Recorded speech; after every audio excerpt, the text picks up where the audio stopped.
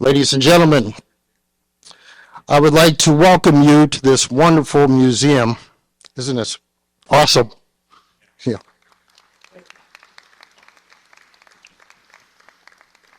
As together we celebrate liberty and freedom, as we honor two brave and gallant men, Leonard, Giorgio, and Walter Stitt, who some 78 plus years ago left their homes, their families, and those that loved them to undertake in what was defined by General Eisenhower as a great and noble undertaking. I thank you for honoring them with your presence here today. At this time, please rise if you are able, as I call forward the color guard from the American Legion Post 221 in Massillon, Ohio, to present the colors. Gentlemen.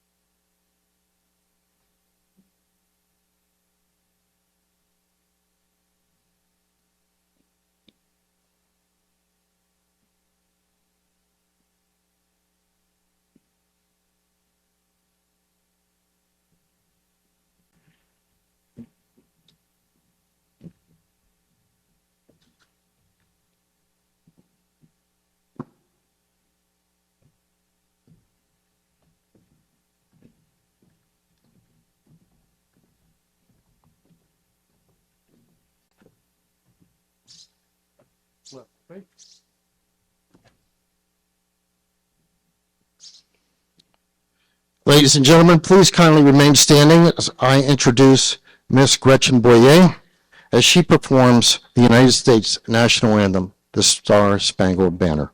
Gretchen?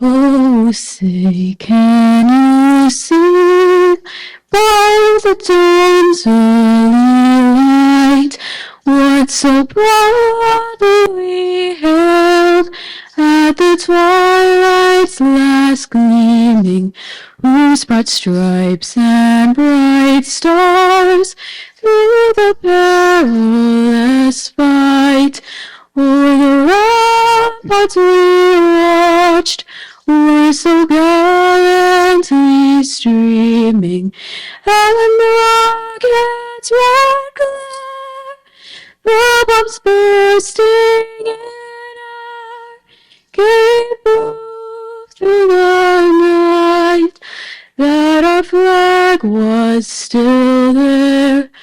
Oh, say does that star-spangled banner yet wave o'er the land of the free and the home of the brave?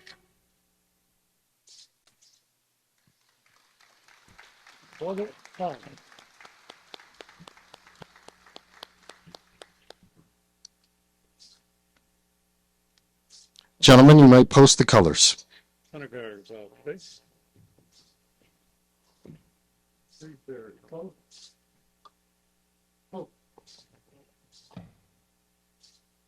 Reason arm.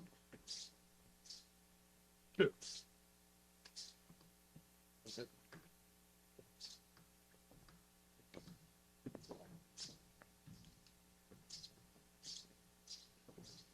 Ladies and gentlemen, please be seated.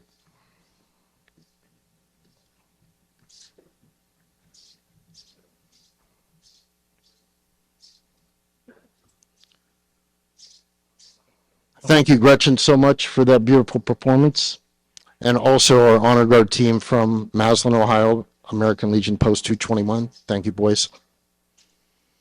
I know how busy they are. I'm on an Honor Guard myself back in Tennessee, and the commander there told me they do about 150 funerals a year, and that's about what our group does, and maybe up to 200 in my area.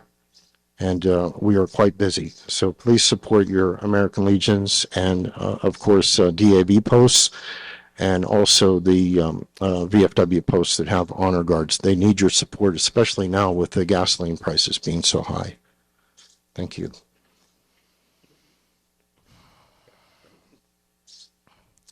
Before we progress even further into our program today, I would like to first take a moment of time to remember the servicemen and women who have selflessly served for the cause of liberty and freedom.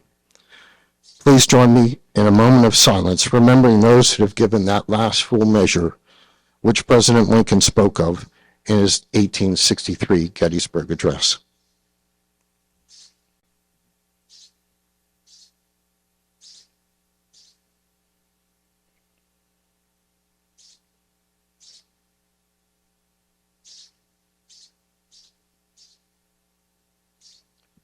Thank you. I also want to take a brief moment to honor a particular veteran. I knew Herschel Woody Williams pretty well. He and I were both keynote speakers at the National D-Day Memorial. We both shared the same birthday, and we both shared a love for this great country. As I drove up through West Virginia a couple of days ago, my thoughts turned to Mr. Williams, the last then living Medal of Honor recipient of the Second World War. He passed away about a week before Independence Day. Woody Williams was not only respected as a battlefield hero, but as a man whose compassion for Gold Star's families knew no bounds. He will be missed, but his legacy will live on in the hearts of all who knew him and the communities he touched, including a Gold Star family memorial dedicated here in North Canton several years ago. Rest in peace, Woody. And now, friends, allow me to introduce our special guests for this extraordinary program this morning. Monsieur Yannick Tagand, the Consul General of the Midwest, Republic of France.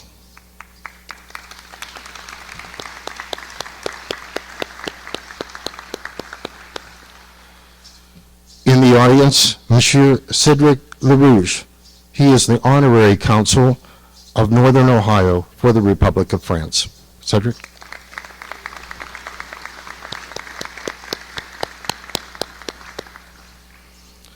Major General Deborah Ashenhurst, Director, Ohio Department of Veteran Services.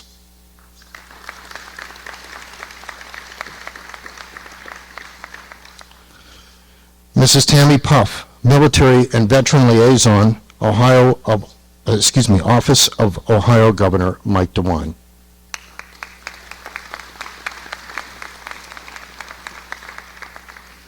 Colonel Reed Kimball, United States Army, and also the Education Director here at the MAPS Air Museum.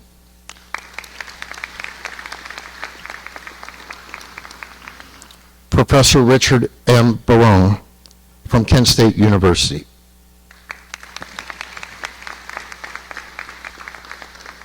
And in the audience today is the Mayor of Wadsworth, Ohio, Robin Limbaugh. Robin? The Mayor of North Canton, Ohio, Steve Wilder. Steve? The Mayor of Greene, in which the community we're in right now, Gerald Neurobager. Gerald? Not here. Well, I messed up his name, I'm sorry. It's a hard one to, boy, I don't even know how to pronounce it. But anyway, Gerald, I wish you were here. And of course, the staff and leadership of our host here today, the MAPS Air Museum. Mr. David Koveski, serving as Executive Director, and his dedicated staff who have embraced this event from the word go. Thank you, Kim. Where are you? He's here somewhere. There he is in the back. Thank you, Kim. And behind every great man is a great team. And I can tell you the volunteers that are here at the MAPS Air Museum are great people, and they make this museum absolutely outstanding. It's wonderful. So thank you, Kim, and thank you, boys and girls. It's quite a number of women volunteers as well. It's certainly, last but not least, the backbone of America. Every veteran present. Gentlemen, if you are a veteran, or ladies, if you are a veteran, please raise your hands. Wow, look at this audience.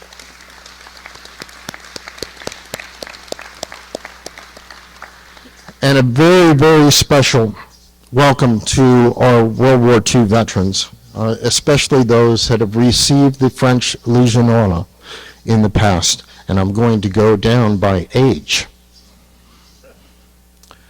Infantryman, Master Sergeant Al Klugowitz, 83rd Infantry Division. He's 106 years old. Al?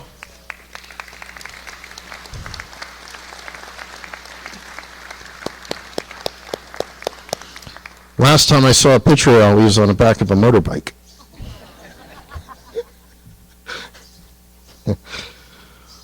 Chief Radar Operator, Tech Sergeant Albert Kasiba, 740th AAA Gun Battalion, and Al is 101 years of age.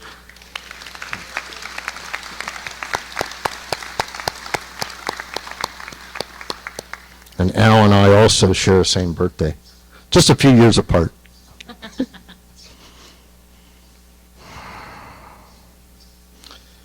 Infantrymen, Private First Class Art Newell, B Company, 260th Infantry Regiment, 65th Infantry Division, and Al's the baby of the group at 96 years of age.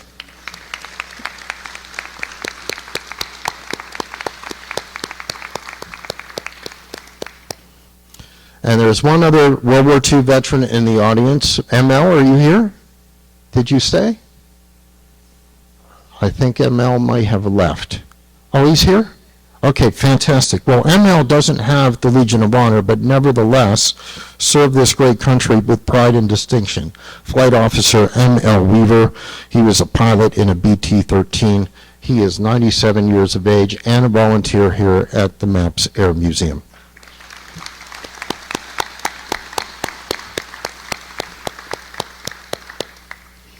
And of course, seated to my right, Private First Class Leonard Giorgio. He will turn 99 in August. And Corporal Walter B. Stitt, who will turn 98 in just a mere 2 weeks. How about it for these gentlemen?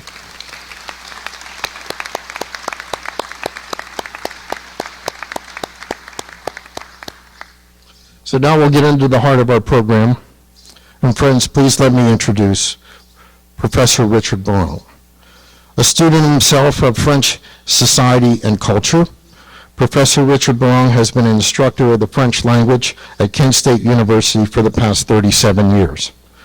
Prior to the recent pandemic, Richard spent countless hours interviewing over 120 French men and women who lived through the occupation and subsequent liberation of France during World War II.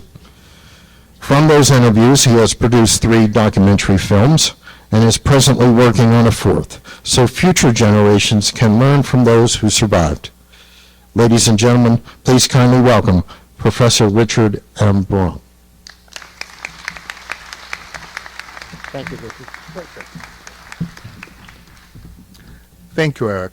I am a terrible reader of speeches, and Eric has been kind enough to allow me to record my few words, which they are now going to play for you. You'll hear them a lot better this way than if I did for 5 minutes. I teach a course on France during World War II. It's fall of 1940, the 4 long years of German occupation, the Allied liberation starting June 6, 1944, and finally the aftermath of all that.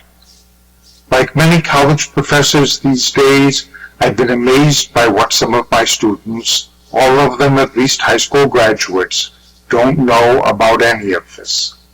A few years ago, when we got to D-Day and then the long struggle that finally resulted in the liberation of France, one of my grad students, a teacher in a high school here in Northeast Ohio, astounded me when she announced that she thought World War II ended the day we arrived on the Normandy beaches, that the Germans just gave up and went home. The two men we are gathered here today to honor know better than that from personal experience.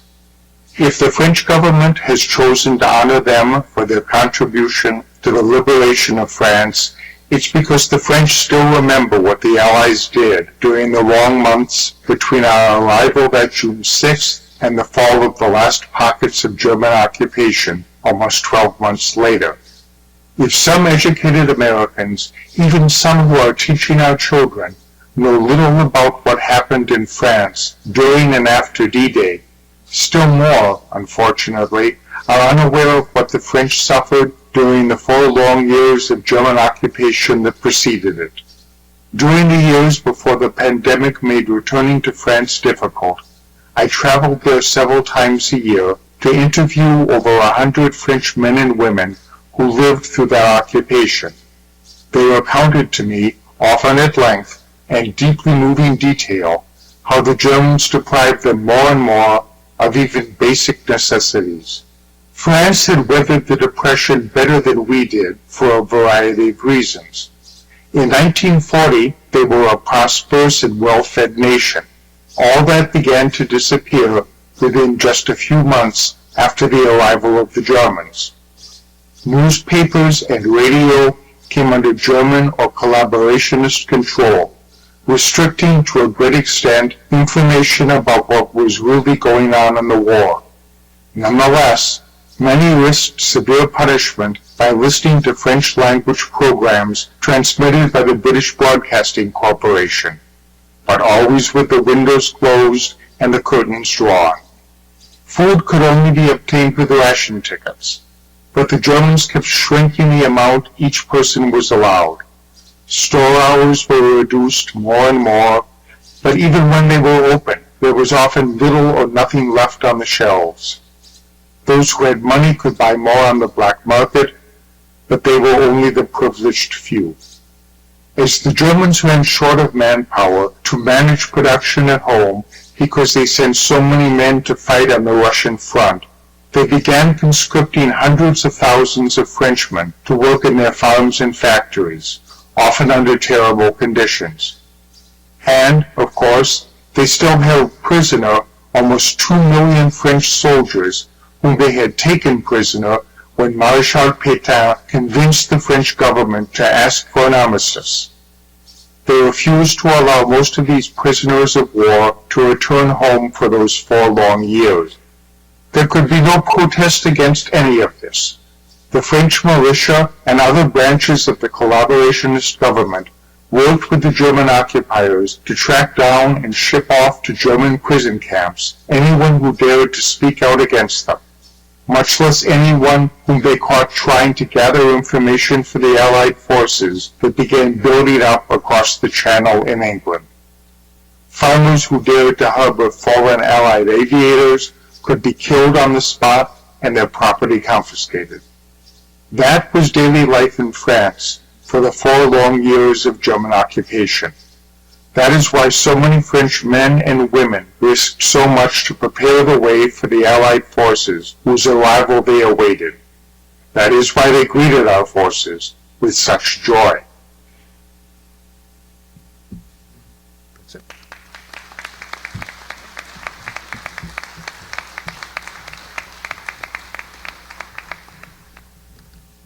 Thank you, Richard. Thank you so much for your insight today.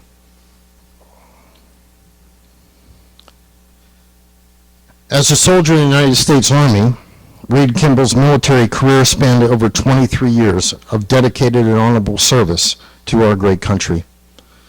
As a commissioned officer following his graduation from Syracuse University in 1973, throughout his military career, he was assigned numerous command and staff positions in air defense artillery, military intelligence, and the infantry. Colonel Kimball is also a veteran of Operation Desert Shield and Desert Storm. In civilian life, as a teacher and principal, he served his community again at the even more core level by guiding and educating our children as they navigate the ever-increasing challenges of society. In retirement, as the Director of Education at the MAPS Air Museum, Mr. Kimball's background serves the museum's most vital mission, education and awareness. To the countless numbers of school children which pass through those hangar doors, his experience and expertise serves as their guide into this treasure trove of aviation heritage. Ladies and gentlemen, please warmly welcome Colonel Reed Kimball.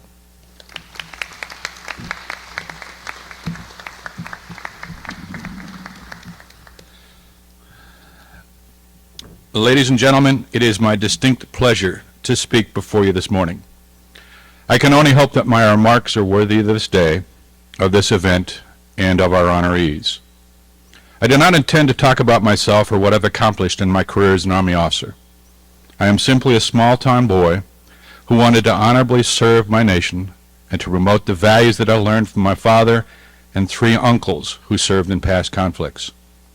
I would rather talk to you today about what it means to serve one's nation and what veterans have shown us about service and sacrifice.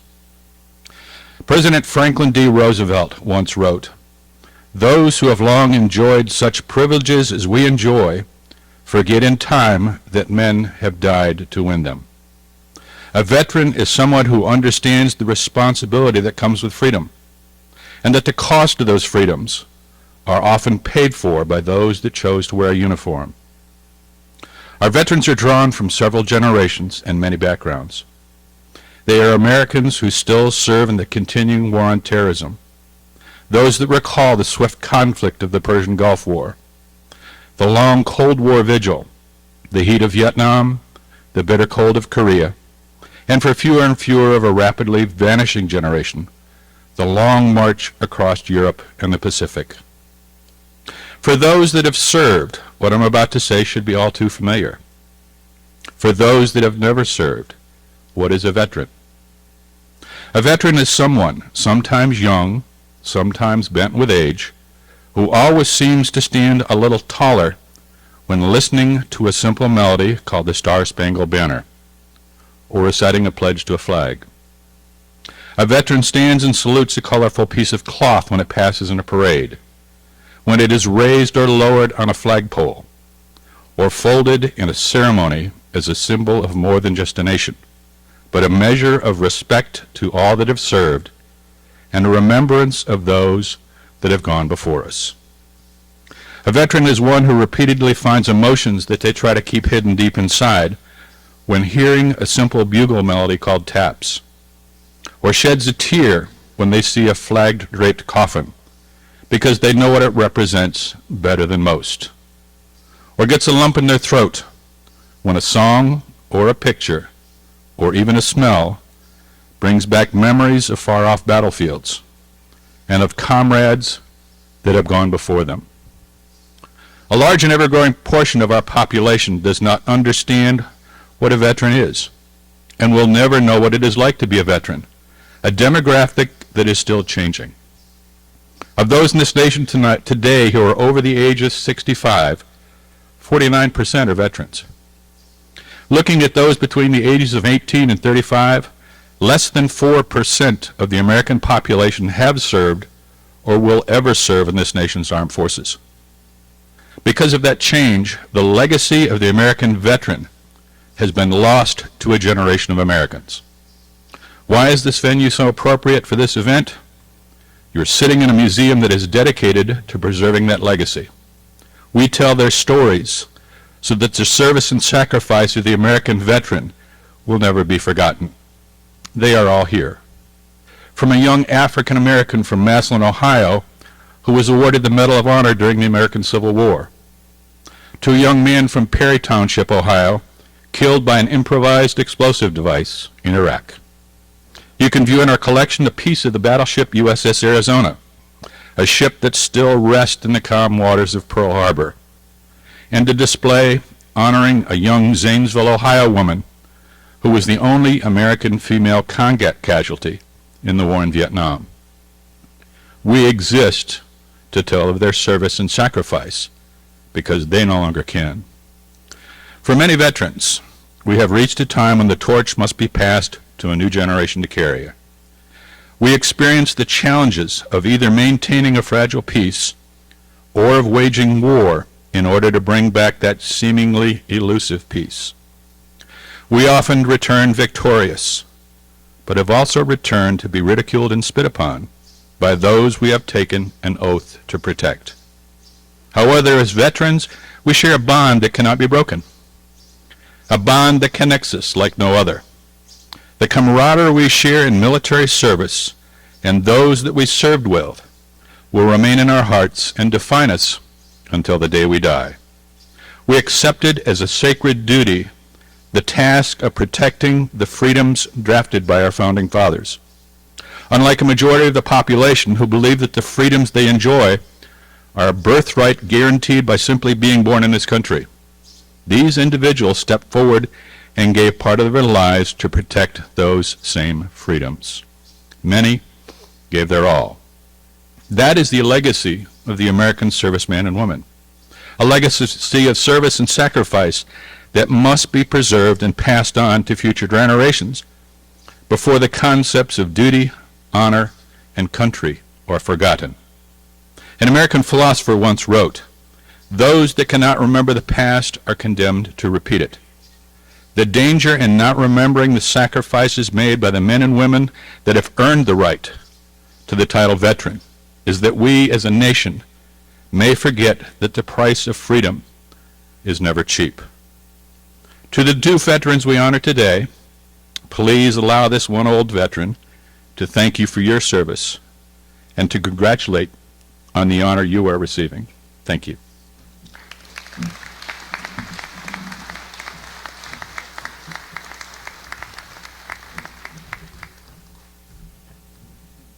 Thank you, Reed, so much. That was beautiful. Thank you. I think it's important to note I am not a veteran myself, although I am dressed as one. I am wearing today the uniform, the very uniform of my great-uncle Steve Simcoe. He was in the 9th Air Force, 422nd Night Fighter Group. They flew P-61s, a plane very similar to that, but with a forked tail. And as a living historian of his legacy, it is with every bit of gratitude that I have for these gentlemen and those that served after them that I conduct my life. As Director of Ohio Department of Veteran Services, reporting directly to Ohio Governor Mike DeWine, Major General Deborah Ashenhurst oversees and assures Ohio's efforts to providing support and commitment to Ohio's veteran community.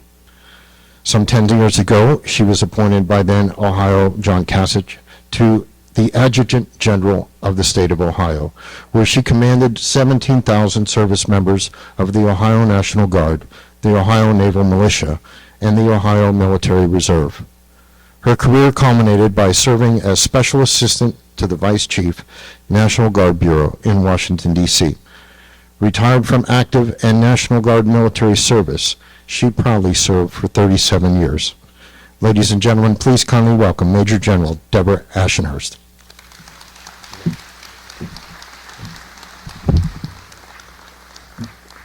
Good morning, and I do bring greetings from my boss, Governor Mike DeWine, who could not be here today, sends his greetings to all and his special congratulations to Corporal Stitt and Private First Class Giorgio. Congratulations on this recognition you're receiving today. Thank you to Consul General Tagand. Thank you so much for taking your time to do this and to make sure that our rapidly dwindling World War II veterans are getting this recognition that they do so deserve. You know, I'm humbled by the continued appreciation and recognition that our service members get from the citizens of France and by the citizens of France. And I'm tagging a little bit on our two previous speakers. You know, there in the United States, I don't think we always do appreciate what we consider freedom, liberty. It's assumed. We've always had it. It's not really been challenged since the Revolutionary War. Maybe a little the War of 1812. We live it every day and don't ever think about what it would be like to have some other country come in and tell us we can't live our life, and they tell us what we can have to eat, or tell us what opportunities we're going to have, or to have to live behind the drawn curtains and sneak in a back room to listen to a radio program. We don't live that life. Yet the citizens of France, their population that lived that life is dwindling, as are our heroes that served at that time. And yet, they make sure that legacy is passed from generation to generation, to have an appreciation for what the American service member did for their country so they could regain and retain their liberties, their freedoms, and their way of life. And when you think about that, we heard the age of the gentlemen that are here today, and they live it proudly, where we tend to hide our age when you're someone like me. But wear it proudly, because there are so few of you left to recognize and to help us to remember. I need for us to be sure to pass that legacy down, to pass our stories down, so that we aren't forgotten. So the service and the difference that you made for people across not just this nation, but our world, so that we make sure that the younger generations do know, because they haven't served that, they have not lived that life.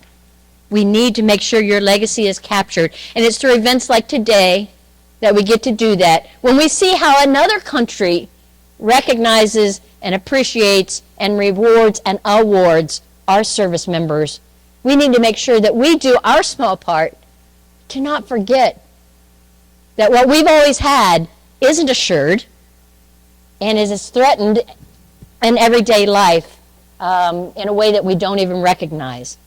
So thank you for joining us here today. Thank you for making sure that this legacy of respect and is carried on. I'm thrilled to be part of today's ceremony and recognize these great veterans each time that you all take the time to do this recognition. So thank you so much, and let's get on with the ceremony.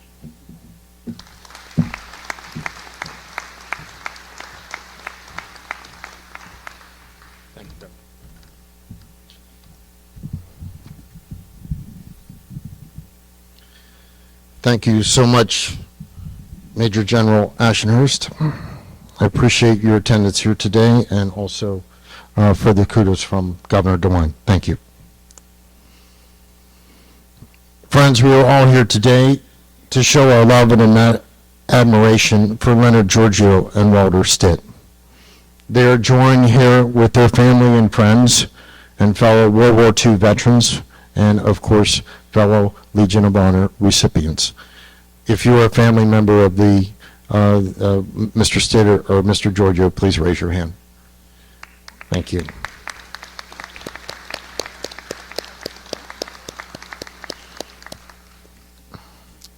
Thank you so much for being here today.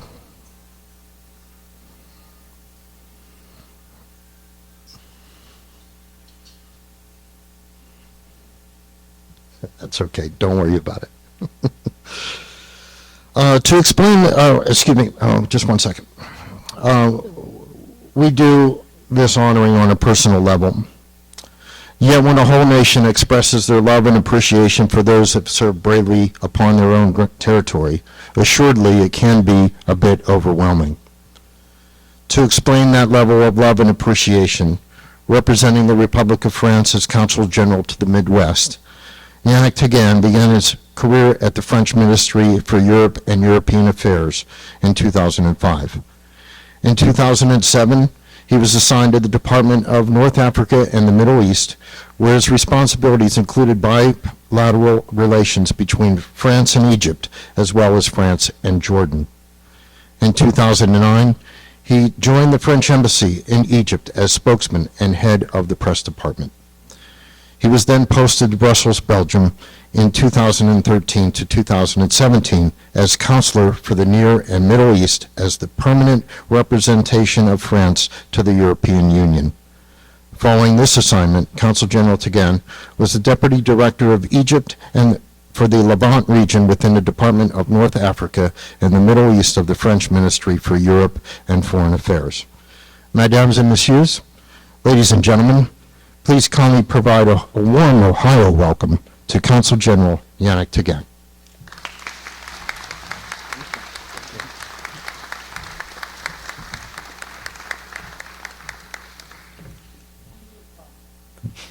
Thank you very much. Dear Mr. Giorgio, dear Mr. Stitt, distinguished guests, distinguished speakers, ladies and gentlemen, I'm honored and moved to be here today for this very special tribute to you, Mr. Giorgio and Mr. Stitt. In a few minutes, I will have the immense privilege to present to you, on behalf of the President of the French Republic, my country's highest distinction, the French Legion of Honor. The reasons for which you have been granted this distinction make me feel even more privileged. Mr. Giorgio, Mr. Stitt, this medal and today's ceremony aim at marking France's eternal gratitude and recognition for your outstanding participation in the liberation of my country, France. Many years have passed since both of you left your families and left Ohio for your military training and eventually set sails for Europe, but France has not forgotten. Private First Class Leonard Giorgio. During your service, you participated in 4 major campaigns: Rome-Arno, southern France, the Rhineland, and Central Europe.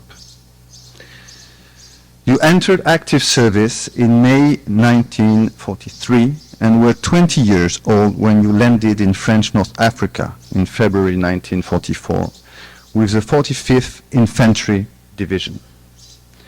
From Oran, Algeria, you departed for Italy, where you joined the headquarters company, 180th Infantry Regiment, as a radioman. You were in charge of running wires from the front lines to the centers of operations.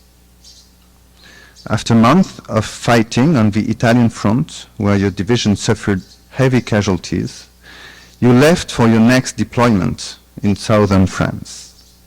And on August 15, you landed at Sainte-Maxime Beach, which was at the heart of the Allied invasion of Provence, also known as Operation Dragoon.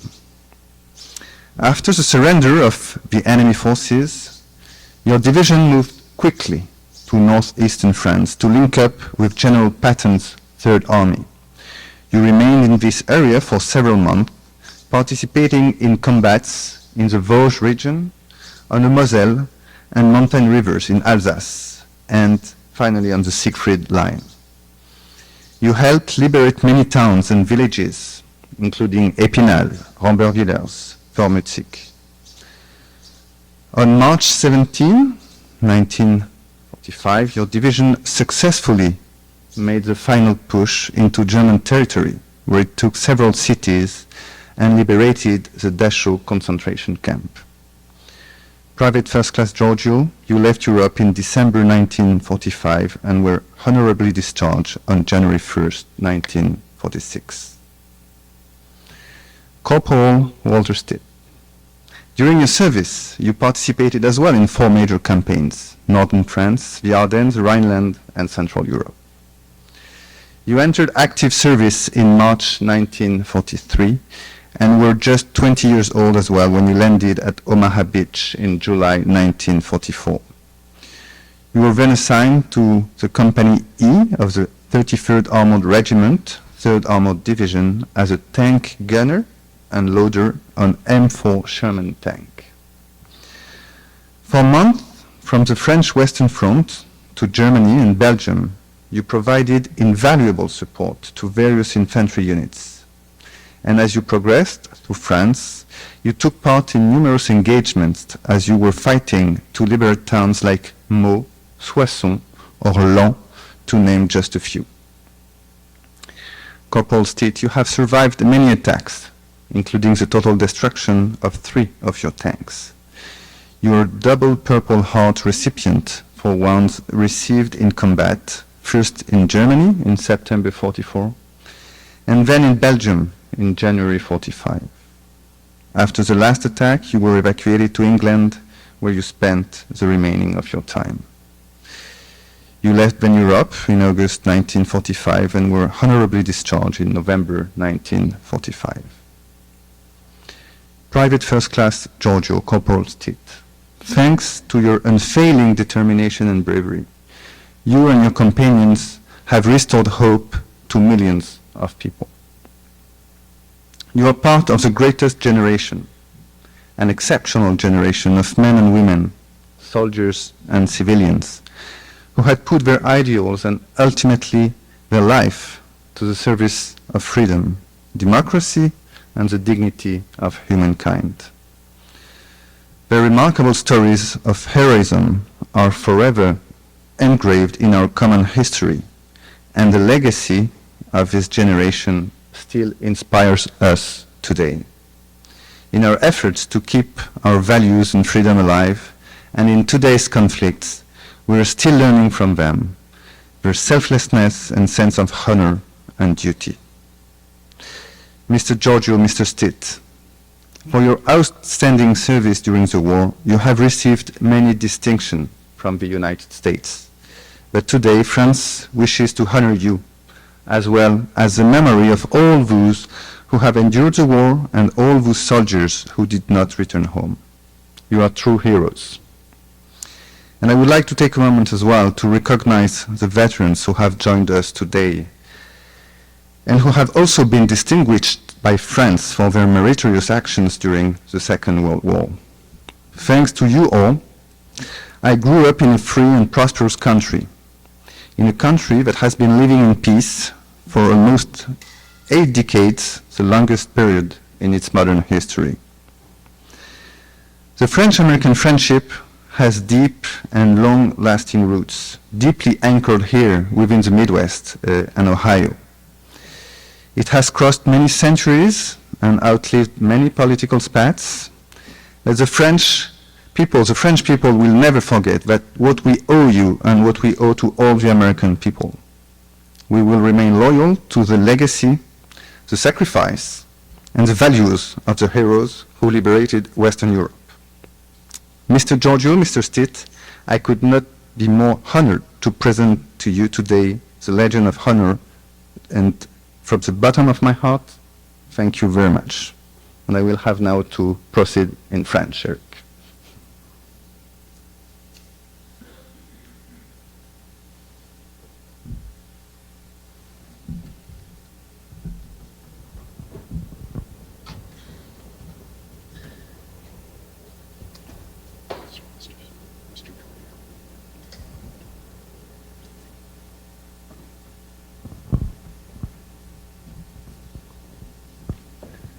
Monsieur Giorgio, au nom du président de la République française, je vous fais chevalier dans l'ordre de la Légion d'honneur.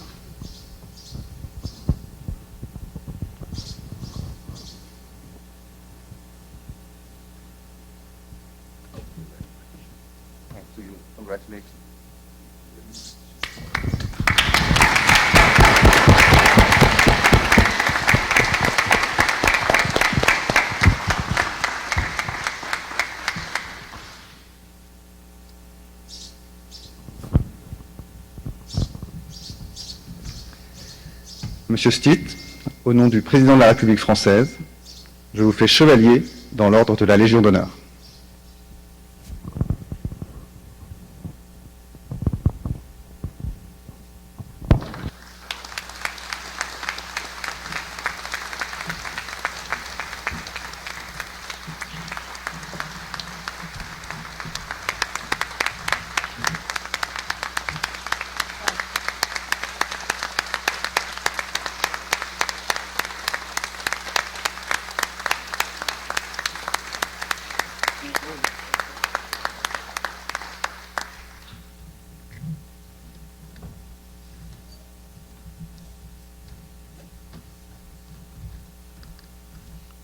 Thank you, Consul General Tagand.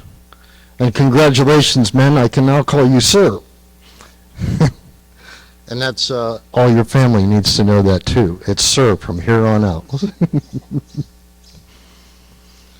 In celebration of the friendship between the United States and the Republic of France, please rise if you are able, as Madame Sophia Foradas will lead us in the singing of the Marseillaise, the French national anthem. Madame Foradas is the wife of Legion of Honor recipient Corporal George Foradas, who hailed from right here in Canton, Ohio.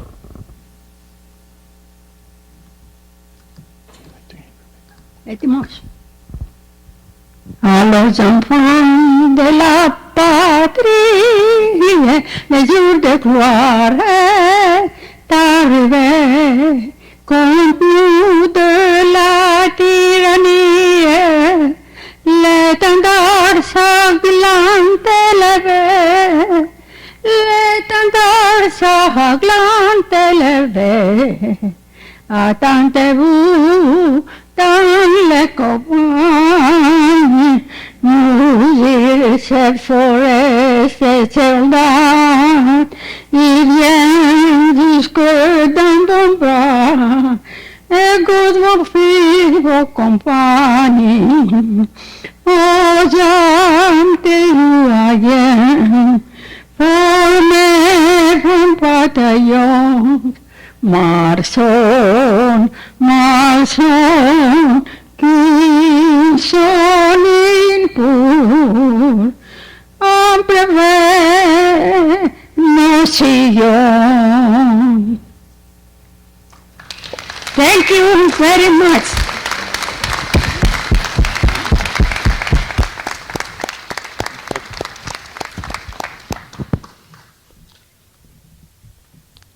I have a few kind words for Madame Foradas. You can now have your kiss.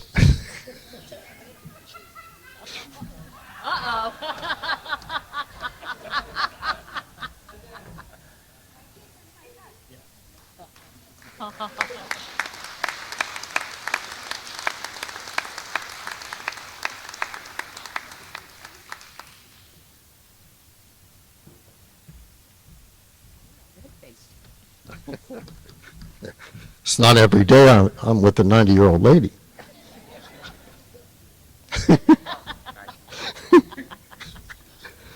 Thank you, Madam Foradas. You know, just a few weeks ago, before and I'm a little off script here, so please bear with me.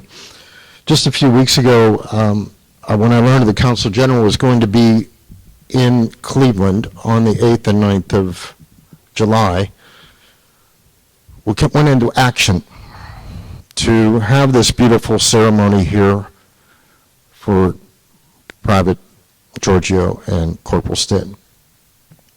And it's been a lot of work to put this together in a couple weeks, and I think we would all agree that it's been a beautiful ceremony thus far.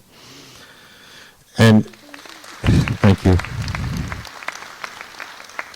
And once again, it was George Foradas, and through his son James, who he and I collaborated together on his application for the French Legion of Honor. And Jim is a real student of history and certainly loves his dad.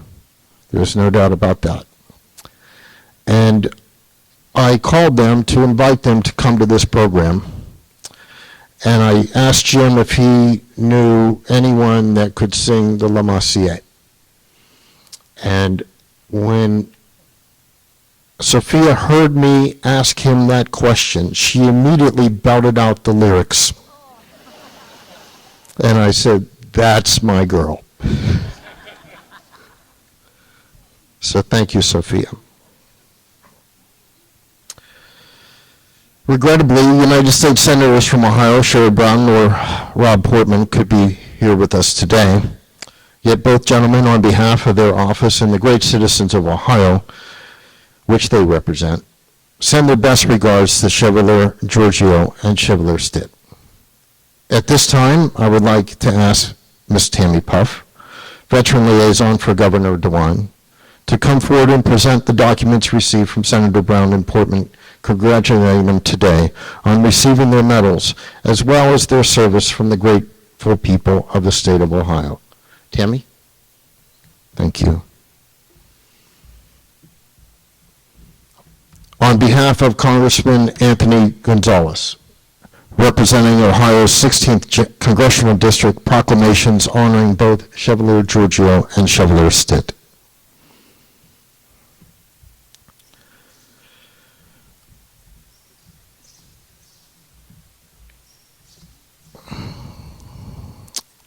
On behalf of Congressman Warren Davidson, representing Ohio's 8th Congressional District, a proclamation honoring Chevalier Stitt.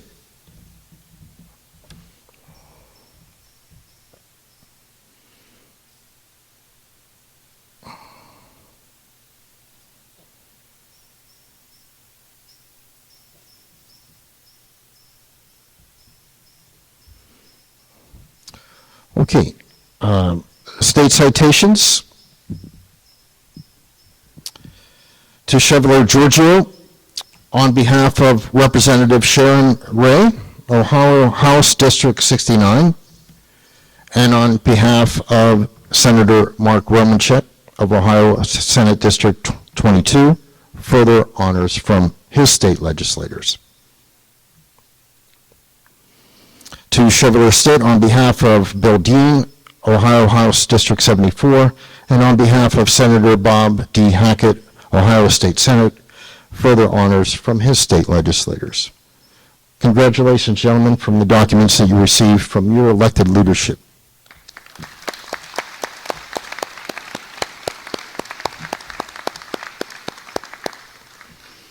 And from the state of Ohio Governor Mike DeWine. Once again, please allow me to call upon Major General Ashenhurst as she will make a set of presentations on behalf of Governor Mike DeWine to Chevaliers Giorgio and Stitt.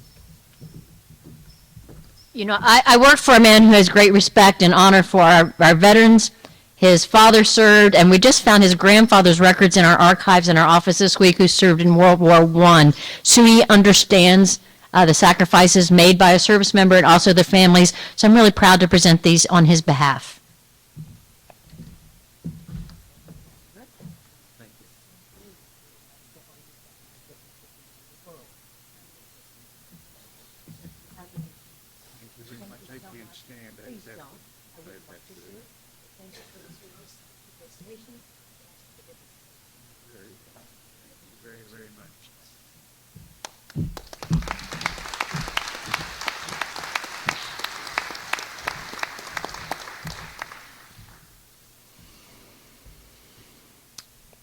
When I look upon these men and the so many World War II veterans I have met over the years, hundreds, what shines through beyond their stories of duty and honor is the word pride.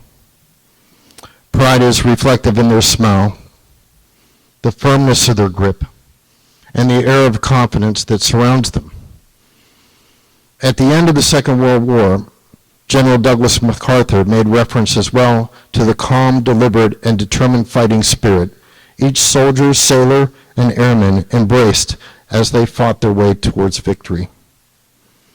Emboldened with those characteristics, forged in the crucible of war, through advancements in technology and science, that generation, which we call in our time the greatest generation, applied both triumphs and tragedies to the cause of the greater good for all mankind, friend and foe alike.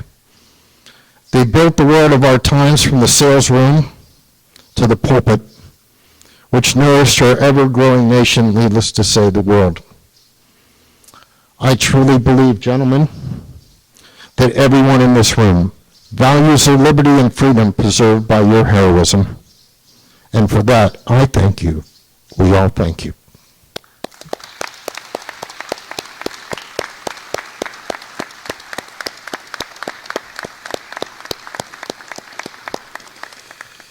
So at this time, I would like to ask the color guard team from the American Legion Post 221 to return to the stage and retire the colors.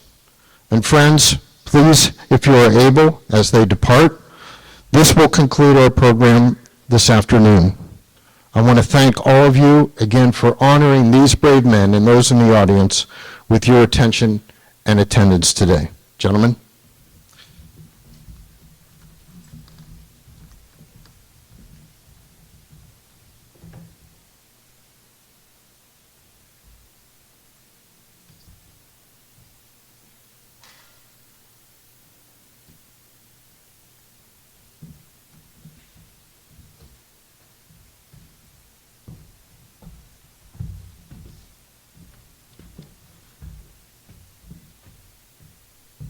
Present.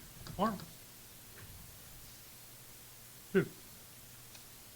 Prepare. Trees. Retreat.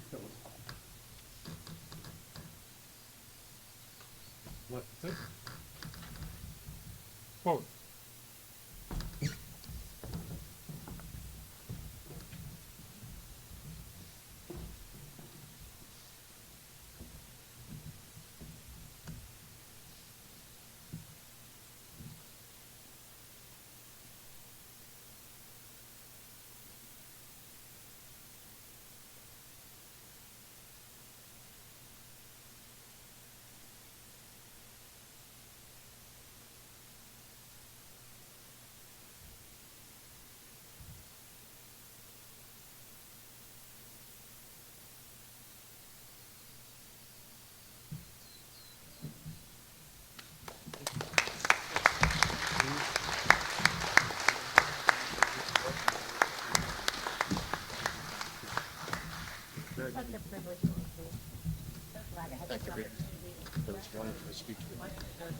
Nicely done. Yes, sir. Thank you. Thank you very much. Well, thank you. Yes, you're